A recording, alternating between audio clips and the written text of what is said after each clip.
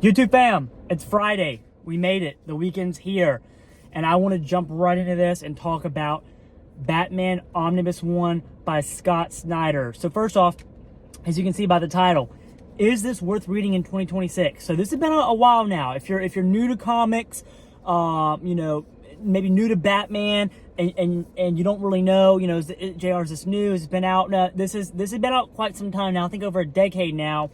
And written by Scott Synder, art by Greg Capullo, and it's awesome. It's worth reading now. If you haven't read this is a great place to start Batman.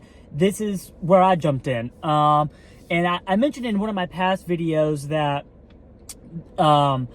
my goal going forward was to read every major run starting at this run going forward. So all the way up until the ongoing series now, which is by Matt Fraction. So Batman's killing it. Obviously, Batman's always been a pretty major heavy hitter in terms of comics, and especially for DC, one of their biggest characters they have.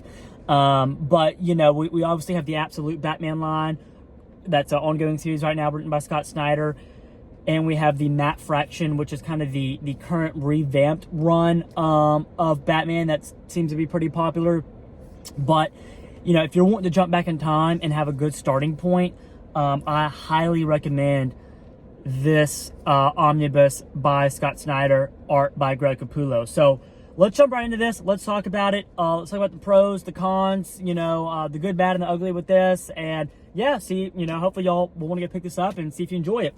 So first, what it collects. It does collect Batman 0 through 33, 23.2, and Batman Annuals number 1 and 2. And I'll kind of give you kind of a quick little spin around of it.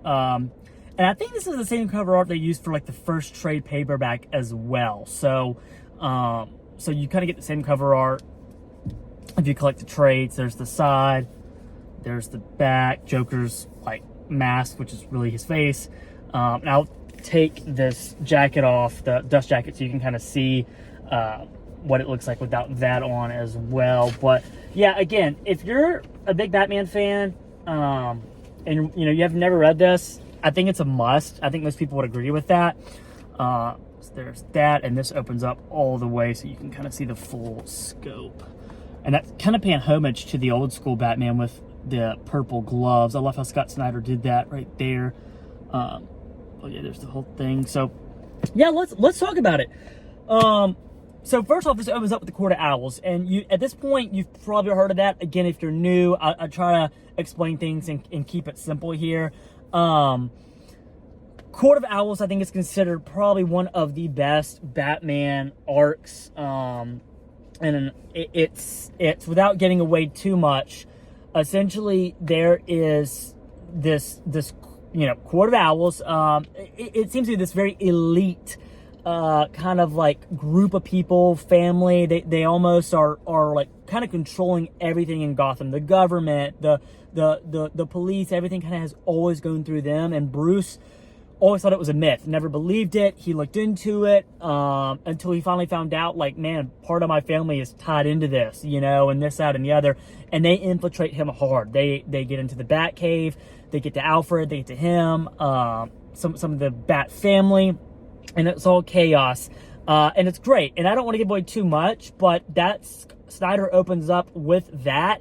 And then we see death of the family. So Joker essentially has spent a year away and has returned with vengeance to get Batman, and specifically he's getting to Batman through the Bat family.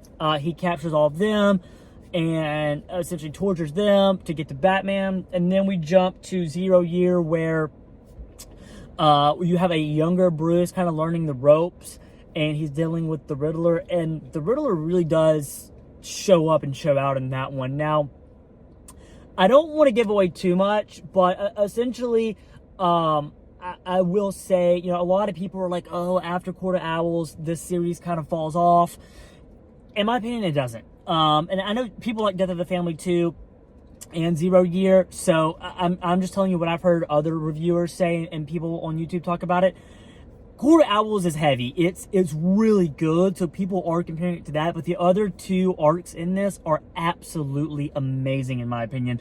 And I think it's really cool that we get a good arc with the Riddler. I feel like he's one of those characters that's kind of, I wouldn't say he's like a lame character, but you know, I just feel like he's not a heavy hitter. Like, I know he's iconic, like he's always been around forever, but it's not a character you would think Batman couldn't handle. And Scott Synder really writes Riddler like he's Joker 2.0. Like, it seems like he has everyone by the ankle and tied up, and it's intense.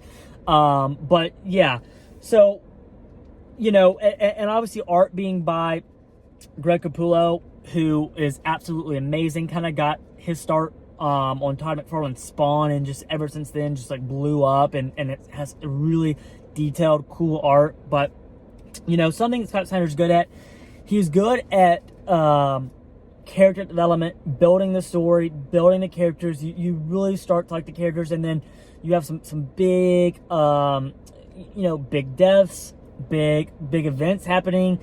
You know, you're kind of taken for an emotional ride in this one. But you know, all that being said, I want to talk about some of the negative things with this omnibus. And there aren't many. You know, something I want to get better at with my reviewing and reviews as a whole is really giving you my true opinion. And I'm a big Batman fan, so I'm going to try not to be biased here. But there are some time skips in this. You know, you first off, you get 0 Year as the last story. So Court of Owls, you have a very mature Bruce who's been around the block, who knows what he's doing, has all this tech, all these gadgets.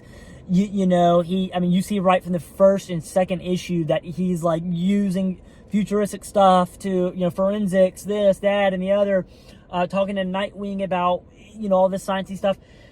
And then we end this whole omnibus with 0 Year, where he literally is in the Batcave with like 2 laptops sitting on a rock, you know? So I thought that was interesting, and I did a little bit of digging, and I found, I think it was an interview with Snyder, and he was pretty much like, we've seen the Batman origin story so much, so I wanted to write it a story that wasn't just another Batman origin story from the beginning. I wanted to have my Batman have a unique taste, and he really hit that pretty heavy with the Court of Owls. So I think he did what he accomplished.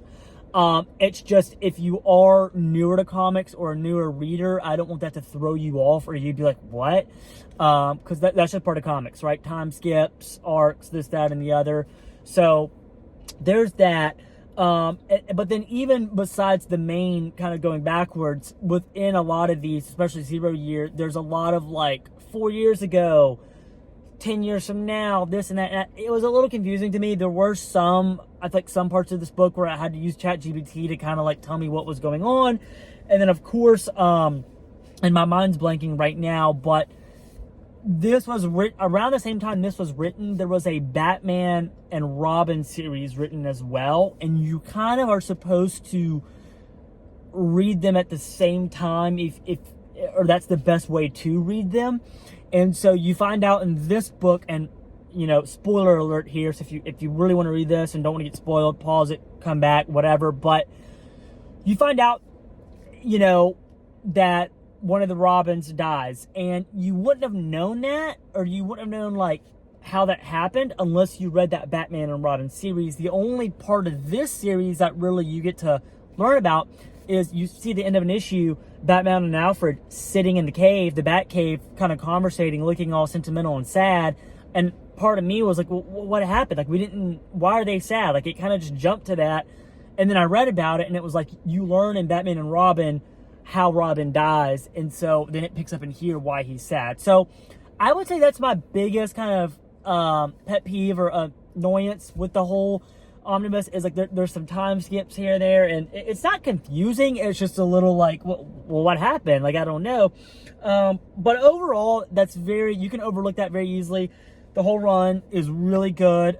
You know, again, if you haven't read this, 2026, you should go pick it up, read it. It's really good.